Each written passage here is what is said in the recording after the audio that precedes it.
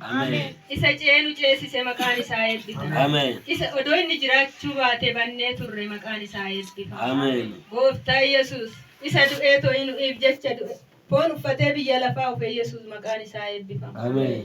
Abbaa Yesuus ani wanni isinitti dubba'u wanna baay'eellee dubbachuun barbaadu. Seenaa koo seenaa namaa namni jijjiiru isa. Namni seenaa namaan jijjiiru Yesuus seenaa namaa jijjiira. Ana gatame.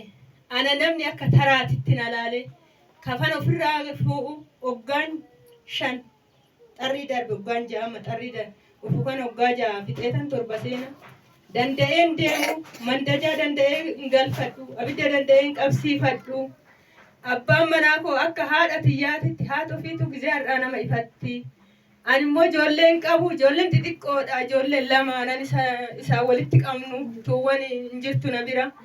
Lixii bukeessee biddeen qallisee nama tolche amma garuu inni ilma dhiiraatti surree kaawwatee olaaltanii warri firri isaa madan ati mangisarraatanyaa taate tana bashitanyaan galchitu maalitti goota hojaan ishillee gizee safayyaan itti dhufe har'a immoo ana mangisarraatanyaa ofu ijoollee tiyyaa nama ta'uu danda'u miti ana bashitanyuma tanatti naa ta'a maaltu sini mijaan boleeyyan ijoolleen obboleeyyanii madanni yookaan ifkaan jedhanii namni biyya lafa eenyu alaati ufe namni mana qabu hin jiram galchi karaa warraa hojaan ishillee fayyaan itti ufe hin galchu lixii qallisee boo'aa yaa waaqayyo gaaf tokko naa dabarsita hin bukeessa ana natti agaamu gaaf takka ati bashitanyaa gali naan jeen beeku agoggaan torba kinu amma xarri ufu kana ugaasiniin jedha waaqayyotu garaa namaa beeka Yesuus seenaa namaa geeddara natti agaama giseessan yaa fiqaadu na galchi karaadha tiyyaan nan galaa ani barbaadu amilee keetillee qabee tooyan immoo iyyuu biddeena kee qabu nan gala egaa waaqayyo kana waggaa 20 ergan amane waaqa kanaan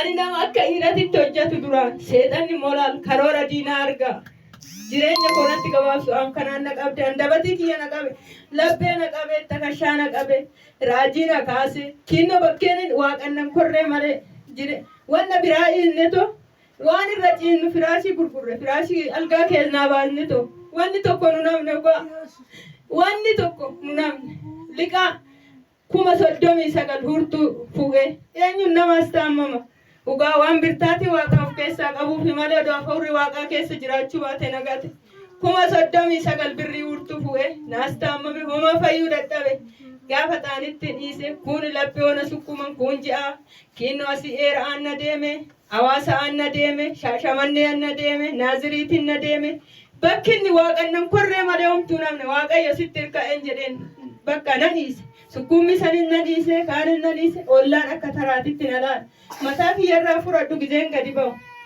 kafana meeqan uffa kafana 5 kafana 6 na qorrisiisa waan na goon beeku amma gaafa taanitti raajii saami'aan walitti dhufan oduma akkas goonu raajii saami'aan hojii wayitti walitti dhufanii amma inni gizee sani waaqani yanni hin jenne amma fu'ee deeme asii yanni deemanii achitti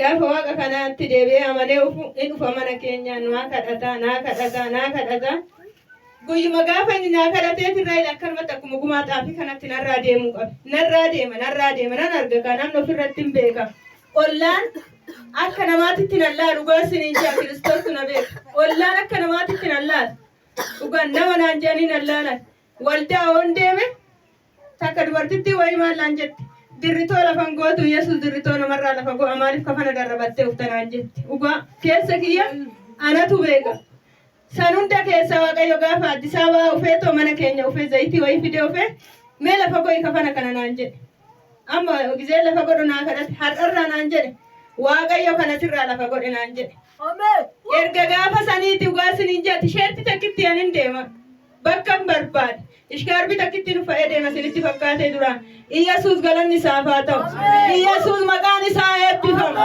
isa jiraataa bara baraa maqaan isaa eebbifamu gooftaa Yesuus isa rakkina keessa nama baase karaanis dhugaanis isa jireenyis isa malee hin jiru inni san keessa na baase maqaan isaa eebbifamu waaqayyo harka si qabe naan jedhe gaaf tokko waldaa keessatti nan boo'a hoon deeme nan boo'a nan argaa gar waaqayyo na argate bakka hin deemetti waaqayyo na abeen beeku ilma naa dubbata agalgaa'ii fe'uufi amma gaaf taanitti silaashiin hin fayyitu naan jedha maal go'iin jedheta dhofadhe namni yoo nani deemu silaa waaqayyo sii dubbata akkamitti been kun sirraa deemuu dide nama naan jedhu jira amma gaaf taanitti dhokadhe akkanuma lasaa wanni jala taa'e namni baay'eedha.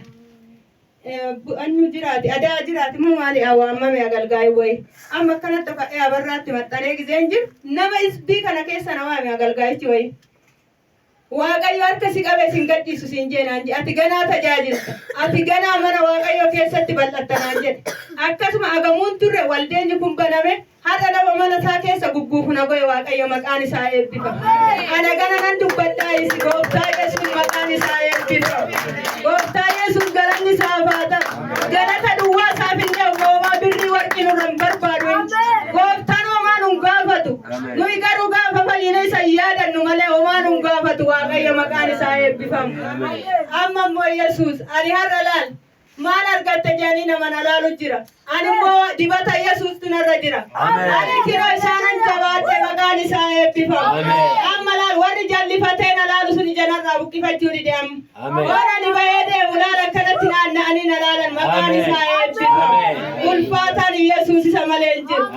Waaqayyo akka ana argatetti si na argatu. Akka ana rakkoo keessaa kara ifaatitti dukkana keessaa kara ifaatitti na baasetti Yesuus si na argatu si na kalee galgala immoo mucaan kun engadde akka biraatitti bule. Hafuurri isaa gadi hin deebi'u ol malee. Hafuurri isaa gadi hin deebi'u ol malee. Abbaa koo Yesuus. Amma immoo seexanni karaa daa'ima kiyyaatiin na fattanuu barbaadde ani mana isaa keessa gugguumna. Nan argattu jeetuman tsalle abbaan immoo bakka hojii bule. Amma kalee ganamallee akimii an deemu hin deemu akimii anin jedhe. Bishaanuma irratti kadhaddeen kenneef galgala ijoolleen asuftee zayitii wayii isaa raajii isaa irraa naa fidaniifan. Isuma abbaan diddibe kinoo amma nasaa kalee hojjechuu an dadhabe kinoo amma laata dhufee kottee ofiitiin deebee dhufe. Isallee naa galateeffadhaa galanni isaa baatoo Yesuus maqaan isaa eebbifamu. Waaqayyo Yesuus raajii isaamillee Waaqayyo annuu kaase maqaan isaa eebbifamu. Isaa eegu Yesuus. Mees haa eegu abbaan koo Yesuus. Afaan namaatirraa ija namaatirraa Waaqayyo si haa jijjiiru dibanni isaa si haa baay'atu jedhaan Yesuus.